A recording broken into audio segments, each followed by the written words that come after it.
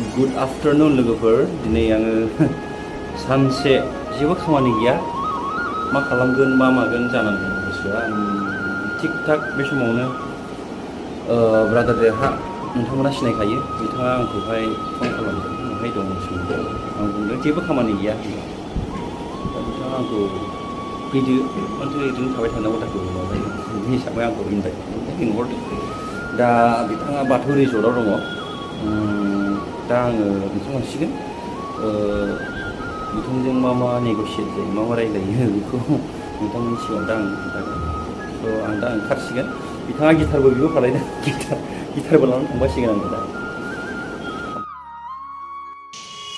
दायो आङो बायह्रायाव सफैबाय गिटारखौ आङो गारियाव दोनथ'सिगोन सानसे ओंखाम जानाय जायाखै स' आं दा बाजै हटेलाव ओंखामखौ जानानै लाग्रोसिगोन नोंथांमोना साबैसे बे हटेलाव ओंखाम जाफैखो कमेन्टआव लिरहरदो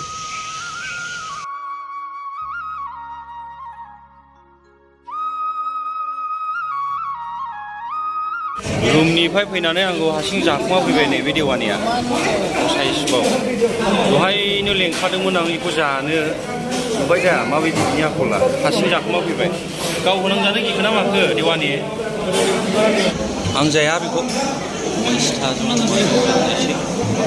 नानि नों मा जानो नागिरखो हा लाजिदों नोंबो मैस्थाव मा जाबायबा हा नै बिथांनि मुङानो केनेडि नार्जारि आंनि लोगो फेमिलिखौ लानानै बिथाङा फैदोंमोन हस्पिटालाव फैदोंमोन होनदों दा बाजियाव जों ज' लोगो मोनलायनाय जाबाय दाख्लै दिल्लीयाव मा खालामखो माखौ मा सबाइ एवलांना सबाइ 어디야? 이스트바르 상글 이스트바르 어디서? 소바이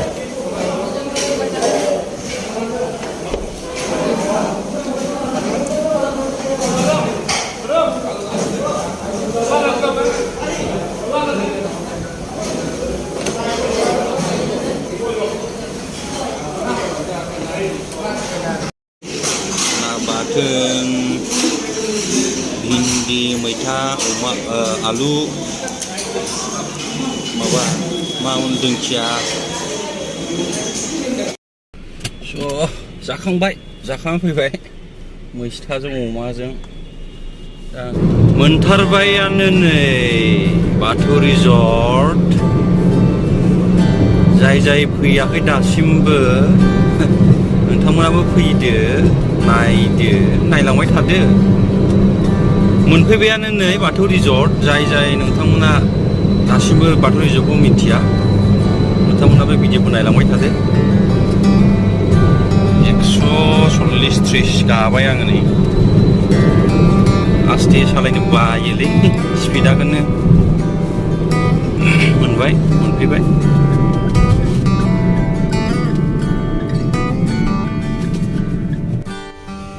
नै बेनो मेन गेटआ दासिमबो जेबो लिरनाय जायाखै फ्रन्टआव बाथौ खेराइ फेमिलि रिजर्ट बेनि मुङा स' आं दा हाबबाय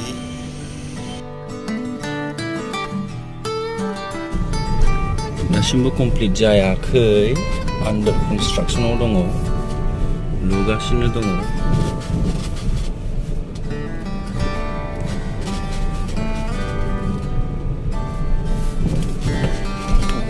फुख्रिबो दंलायो नै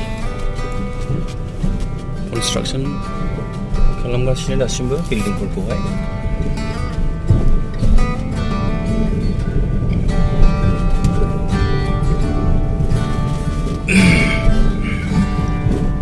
बाथौ खेराइ फेमिलि रिजर्ट मोनफैबाय बैजों हनै JCBजों हा खोगासिनो दङ हा रोगागासिनो दङ बेयो माबा जागोननो सुइमिं पुल दङ बेयाव ओमफ्राय पार्लार माबा माबि दङ होननाय खोनादों बेयावहाय गथ'फोर दंफैलाबायो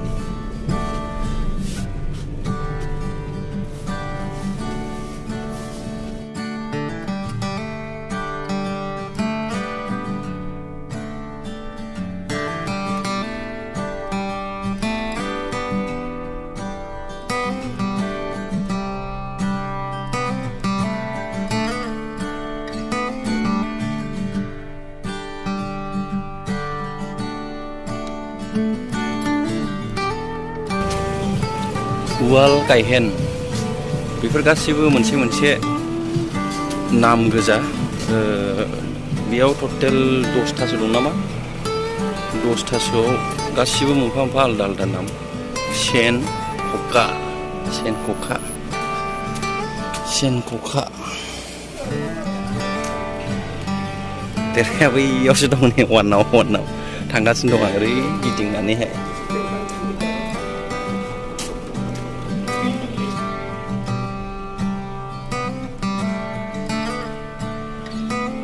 एभ्रि सेटारडे एन्ड सानडे बेयावहाय कालचारेल प्रग्राम जाबाय थायो।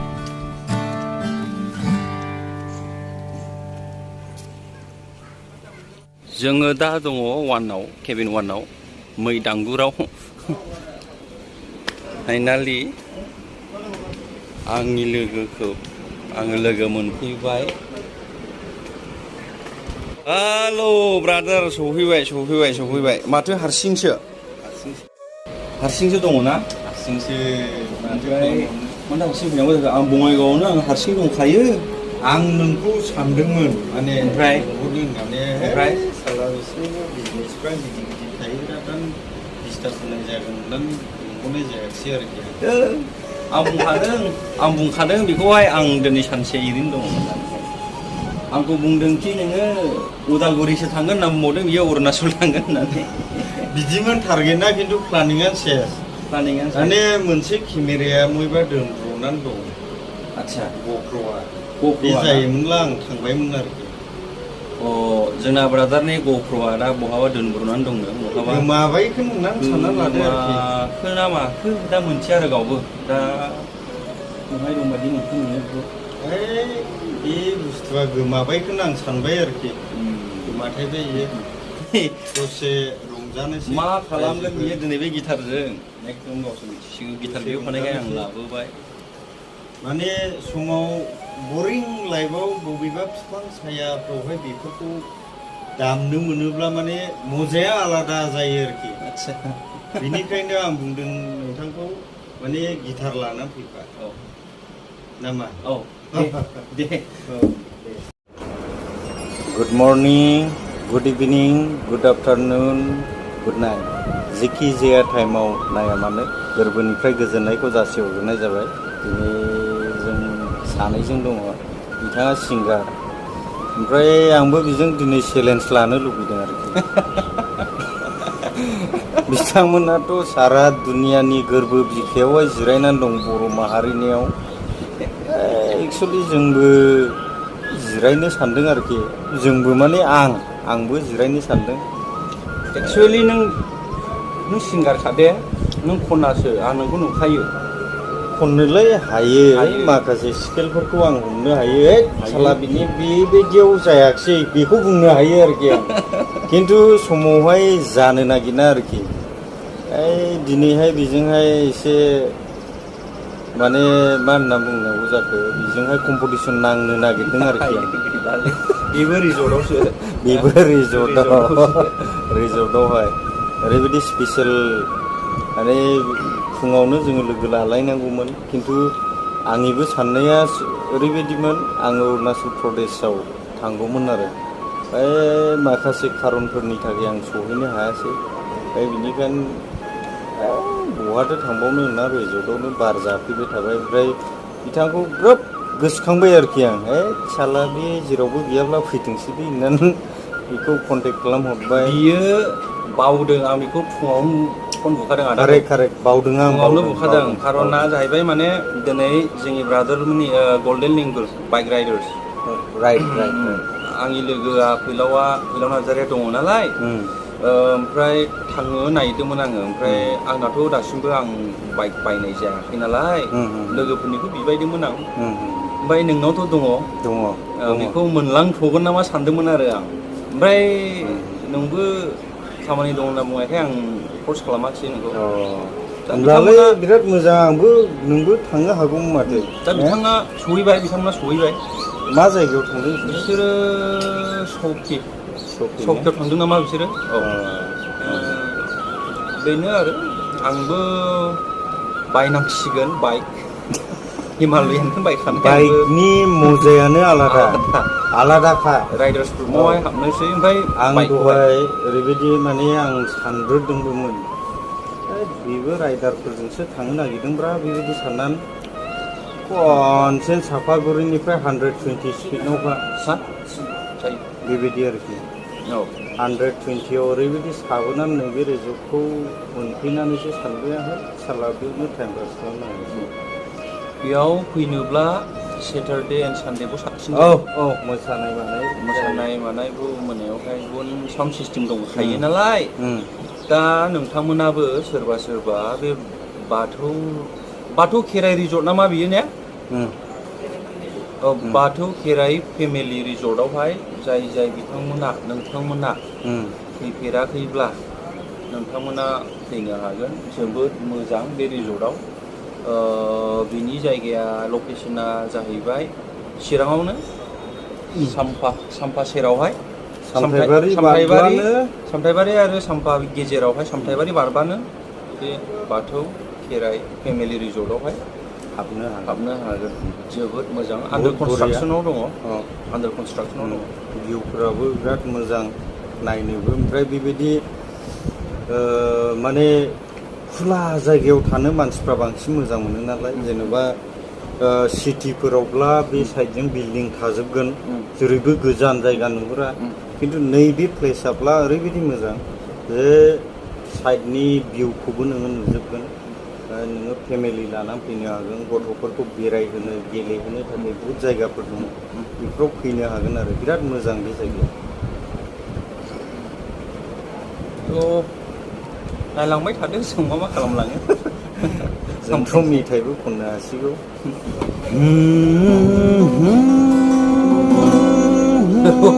र' स्केल दानबाय र' दे नागिरदे बेयाव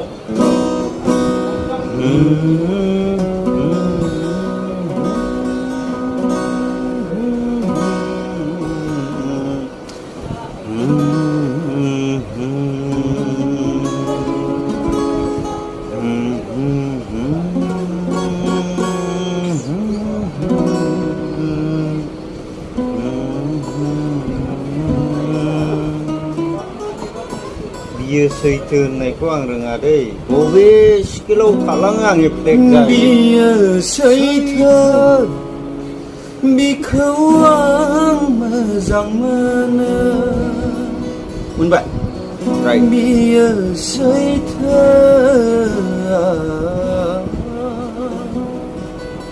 दे बियो सैथो बिखौ आं मोजां मोनो मुङा बिनि रजे बिखौ नों गोरोङा खननांगौरा र' सुरु बारा रोङा दै रायजोफोर नों हगारना हो दे मुङा बिनि रजे बिखौ आं मोजां मोनो मुङा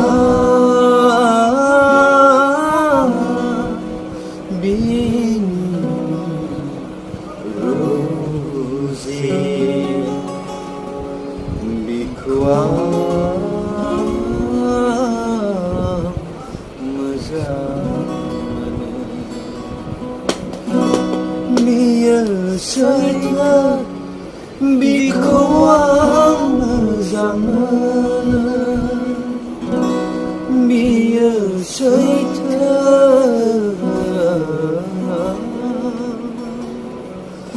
बियो सैथो बिखौ आं मोजां मोनो मुङा बिनि रजे मिथिबाय बरिया बेयो जोङो दसे बेरायग्लांदोंमोन दायो फैफिनबाय जोङो आद्रा थानाय मेथाइफोरखौ जोङो रोजाबबावनायसैलायनै नायलांदो लोगोफोर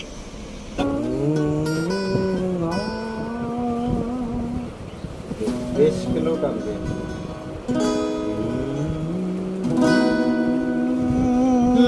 लैथोनिबो थौसिन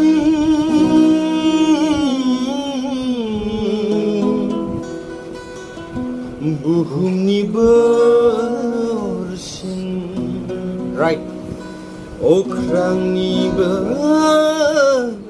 जौसिन फार्स्टनिफ्राय होदो दे मुङा बे मुङा बे रोजाबखाबायरा दा फार्स्ट अनथरासो सैयाफा अ दे गोथां दे लैथोनिबो थौसिन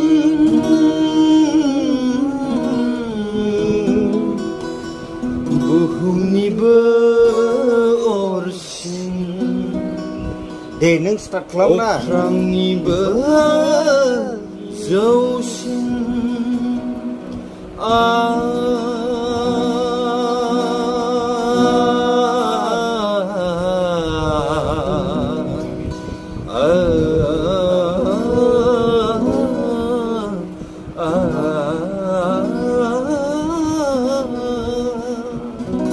रायजोफोर आं सोलोंदोंसो दै गाज्रि मोननो नाङा माने आंबो एक्सपिरियेन्स लानो लुबैदों मेथाइयाव बेसेबां माने मोजां मोननाय इन्जय दङ बेखौ आंबो लुबैदों बिथाङा बेनिखायनो सासे आंबो ट्राइ खालामदों इउटिउबारल' नङा रियेलि जोंजों कालचारजों हार्ट टाचिं एकदम मेथाइ रोजाबो दे बियो मेथाइखौ मोजां मोनग्रा ओंखायनो जाय जाय मेथाइ माने आं सोलोंदों आरो दा जाय मेथाइ रोजाबो बिसोरखौ बिराद खोनासंजोबो बियो स' रियेलि सालाम होनांगोन बेखौ बिराद बेबायदि गोसो होग्रा मानसि गैया फार्स्टनिफ्राय खननायसै दे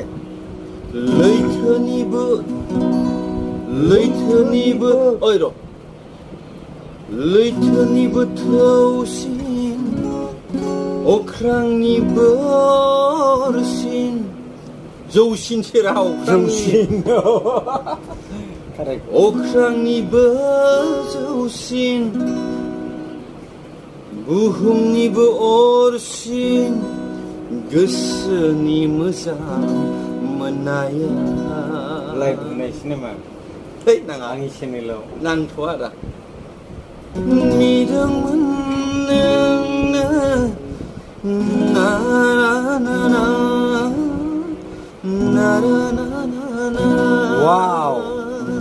Wow! Munga bini rose bikwa muzam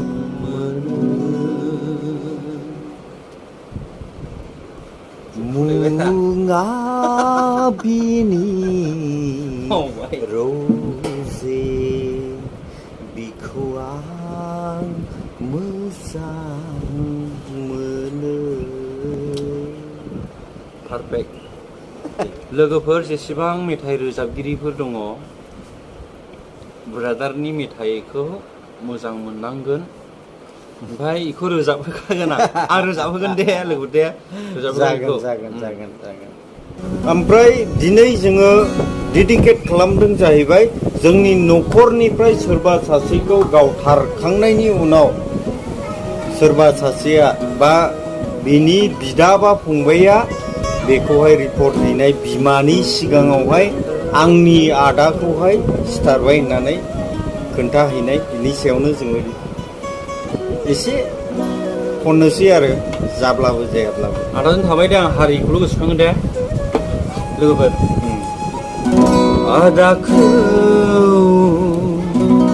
लांबाय आयो सुथुरफ्रा गावथारनानै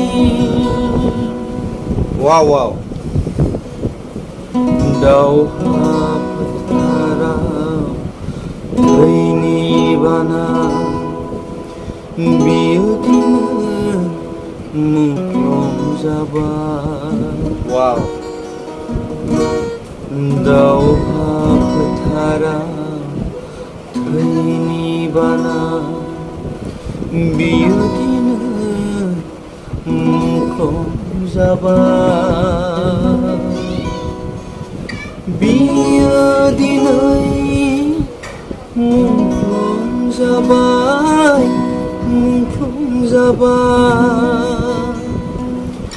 बियो दिनै मुंख्लं जाबाय वाव दा आं नोंजों थाबाय दा बांसिन सेन्टिमेन्ट जायो आरो मेथाइआ कमप्लिट खालामनांगौमोन सेकेन्ड फैदो आयै न'आव थांफिनदोनि फैदो आयै न'आव थांफिनदोनि मानसि दुखु नांथाव बेफोरो ना एसे मेथाइखौ फिल खालामनानै आंनिथ' रावानो जानांगौ फैदो आयै न'आव थांफिनदोनि फैदो आयै न'आव थांफिनदोनि गोथाराव नागौ ना बबाव मोनफिनबावनो लोगोसे थांदोंमोन जोंना नारा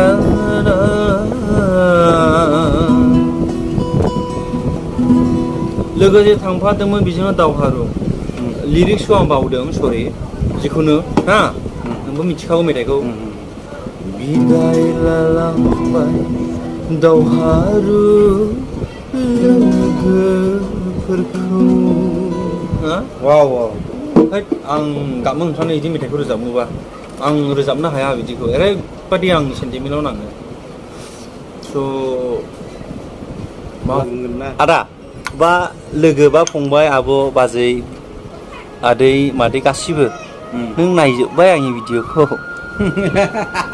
देरा साबसक्राइब खालामना होदो आं साबसक्राइबार बिनो लाजियोलै दिना साबसक्राइब खालामना हो दे मोजां मोनदोंबा गाज्रि मोनदोंबा नाङा आंथ' इउटिउबारबो जानो गोसो गैया जिखुनु आं मोजां मोनदों आदाजों फैदों जिखुनु आं खालामदों ओइ देलाय साबसक्राइब खालामना होलाय दे मोजां मोनगोनलै गोसोआ हामबायसै दे दिनैनि भिडिअखौबो फोजोबथ'बाय दे नों माबा बुंगोन आदा माने आंनि फल'वार्सफोर जेसेबांनाखि दङ ब्रादारनिखौ बानायना होदो बिथाङाबो बहुद हारिनि थाखाय मेथाइ खनबोबाय आरो दिनैसिमावबो खनगासिनो दङ फल' खालामदो माथो मोखां नायखो आंखौ जुदि मोजां मोनोब्ला बेखौ मानो हाया आं लाजियोलै बिनो ओइ दोननायसैलै दे हामबायसैलै साबसक्राइब खालामनायनि थाखाय नोंथाङा खालामबायना साबसक्राइब हामबायसै